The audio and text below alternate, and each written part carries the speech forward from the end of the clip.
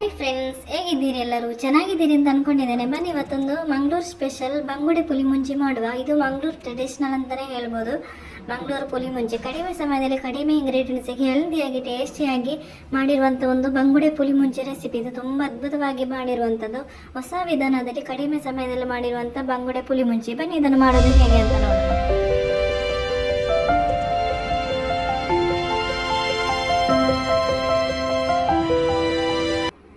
ನಾನು ಬಂಗುಡೆ ಮೀನು ತಗೊಂಡಿದ್ದೇನೆ.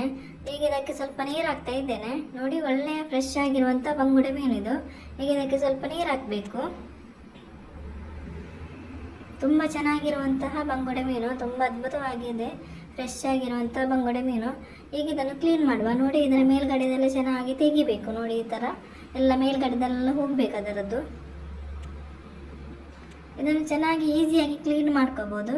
ಹೊಸಬರಿಗೆಲ್ಲ ಚೆನ್ನಾಗಿ ಈಸಿಯಾಗಿ ಕ್ಲೀನ್ ಮಾಡ್ಬೋದು. ಇದನ್ನು ಒಮ್ಮೆ ನೋಡಿದರೆ ಸಾಕಾಗ್ತದೆ. ಚೆನ್ನಾಗಿ ಈಸಿಯಾಗಿ ಕ್ಲೀನ್ ಮಾಡ್ಕೋಬೋದು, ಕಲಿಬೋದು. ತುಂಬ ಅದ್ಭುತವಾಗಿ ಇರುವಂತಹ ಬಂಗುಡೆ ಮೀನು. ನೋಡಿ, ಈ ಥರ ಇದನ್ನೆಲ್ಲ ಕಟ್ ಮಾಡಬೇಕು. ಈಸಿಯಾಗಿ ಕ್ಲೀನ್ ಮಾಡ್ಕೋಬೋದು. ಈ ಥರ ಕಟ್ ಮಾಡಿದರೆ ಆಯಿತು. ಹಾಗೆ ನನ್ನ ವೀಡಿಯೋಸ್ ನಿಮಗೆ ಇಷ್ಟ ಆಗೋದಾದರೆ ಒಂದು ಲೈಕ್ ಮತ್ತು ಸಬ್ಸ್ಕ್ರೈಬ್ ಮಾಡೋದನ್ನು ಮರಿಬೇಡಿ. ಹಾಗೆ ಪಕ್ಕದಲ್ಲಿರೋ ಬೆಲ್ ಐಕಾನ್ ಕೂಡ ಪ್ರೆಸ್ ಮಾಡಿ, ನಿಮಗೆ ನೋಟಿಫಿಕೇಷನ್ ಬರ್ತದೆ. ಹಾಗೆ ನಿಮ್ಮ ಫ್ರೆಂಡ್ಸ್ ಫ್ಯಾಮಿಲಿ ಜೊತೆ ಶೇರ್ ಮಾಡಿ, ಸಪೋರ್ಟ್ ಮಾಡಿ. ನೋಡಿ, ಈ ಥರ ಕಟ್ ಮಾಡಿ ಇದರ ಒಳಗಡೆದ್ದು ತೆಗಿಬೇಕು. ನೋಡಿ, ಇಷ್ಟೇ, ತುಂಬ ಈಸಿಯಾಗಿ ಕ್ಲೀನ್ ಮಾಡ್ಕೋಬೋದು. ನೋಡಿ, ಈ ಥರ ಒಳಗಡೆದಲ್ಲಿ ಈಸಿಯಾಗಿ ಬರ್ತದೆ. ಇದರಲ್ಲಿ ಒಂದು ಚಿಕ್ಕ ಮೊಟ್ಟೆ ಕೂಡ ಇದೆ, ಇದನ್ನು ಕೂಡ ಈಸಿಯಾಗಿ ತೆಗಿಬೋದು. ನೋಡಿ, ಈ ಥರ ಚೆನ್ನಾಗಿ ತೆಗಿಬೋದು.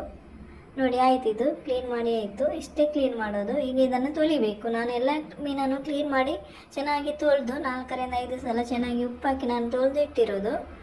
ನೋಡಿ, ಅದರ ಒಳಗಡೆದೆಲ್ಲ ತೆಗಿಬೇಕು. ಈಗ ಇದನ್ನು ನಾನು ಕಟ್ ಮಾಡ್ತಾ ಇದ್ದೇನೆ. ಮೀನು 2 ಕಟ್ ಮಾಡ್ತಾ ಇದ್ದೇನೆ. 2 ಪೀಸ್ ಮಾಡ್ತಾ ಇರೋದು. 2 ತುಂಡು ಮಾಡಿದರೆ ಸಾಕಾಗ್ತದೆ. ಇದು ಮೀಡಿಯಮ್ ಸೈಜ್ ಇದು ಬಂಗುಡೆ. ಇದು 2 ತುಂಡಾದರೆ ಸಾಕಾಗ್ತದೆ.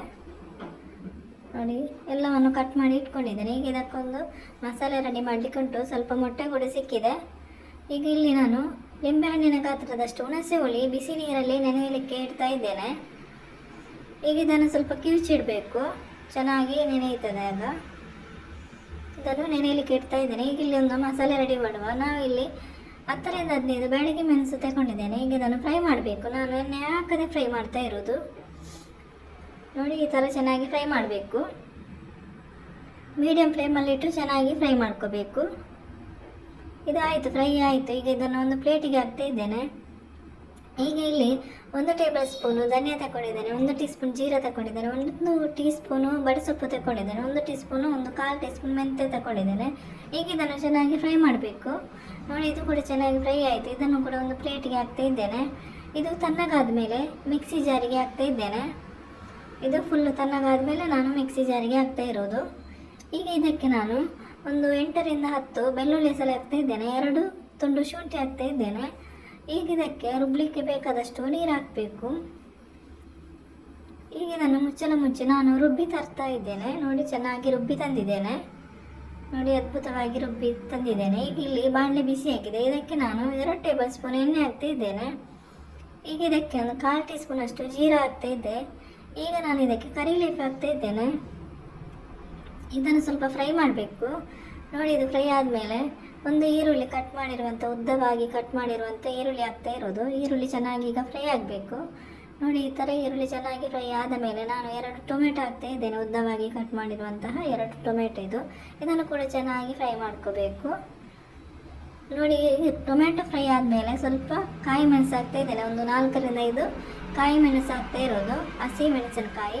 ಈಗ ಇದಕ್ಕೆ ನಾನು ರುಚಿಗೆ ಬೇಕಾದಷ್ಟು ಉಪ್ಪು ಹಾಕ್ತಾ ಇದ್ದೇನೆ. ಒಂದು 1/4 ಟೀ ಸ್ಪೂನ್ ಅಷ್ಟು ಅರಿಶಿನ ಹುಡಿ ಹಾಕ್ತಾ ಇದ್ದೇನೆ. ಇದು ಹಾಕಿ ಚೆನ್ನಾಗಿ ಮಿಕ್ಸ್ ಮಾಡಬೇಕು. ನೋಡಿ, ಈ ಥರ ಚೆನ್ನಾಗಿದು ಮಿಕ್ಸ್ ಆಗಬೇಕು, ಬೇಯಬೇಕು. ಟೊಮೆಟೊ ಮತ್ತು ಈರುಳ್ಳಿ ಚೆನ್ನಾಗಿ ಬೇಯಬೇಕು. ನೋಡಿ, ಈ ಥರ ಬೇಯಬೇಕು, ಸಾಫ್ಟ್ ಆಗಬೇಕು. ನೋಡಿ, ಚೆನ್ನಾಗಿ ಬೆಂದಿದೆ. ಈಗ ನಾವು ರುಬ್ಬಿರುವಂತಹ ಮಸಾಲೆ ಹಾಕಬೇಕು ಇದಕ್ಕೆ. ಈಗ ನಾವು ರುಬ್ಬಿರುವಂತಹ ಮಸಾಲೆ ಇದು. ಈಗ ಇದಕ್ಕೆ ನಾನು ಮಿಕ್ಸಿ ಜಾರಿಗೆ 1 ಗ್ಲಾಸ್ ನೀರು ಹಾಕಿ ತೊಳೆದು ನಾನು ಹಾಕ್ತಾ ಇರೋದು. ನಿಮಗೆ ನೀರು ಕಡಿಮೆ ಬೇಕಿದ್ರೆ ಕಡಿಮೆ ಹಾಕ್ಬೋದು, ಜಾಸ್ತಿ ಬೇಕಿದ್ರೆ ತೆಳು ಜಾಸ್ತಿ ಬೇಕಿದ್ರೆ ಜಾಸ್ತಿ ಹಾಕ್ಬೋದು. ಈಗ ಚೆನ್ನಾಗಿ ಮಿಕ್ಸ್ ಮಾಡಬೇಕು. ನೋಡಿ, ಈ ಥರ ಚೆನ್ನಾಗಿ ಮಿಕ್ಸ್ ಆಗಬೇಕು.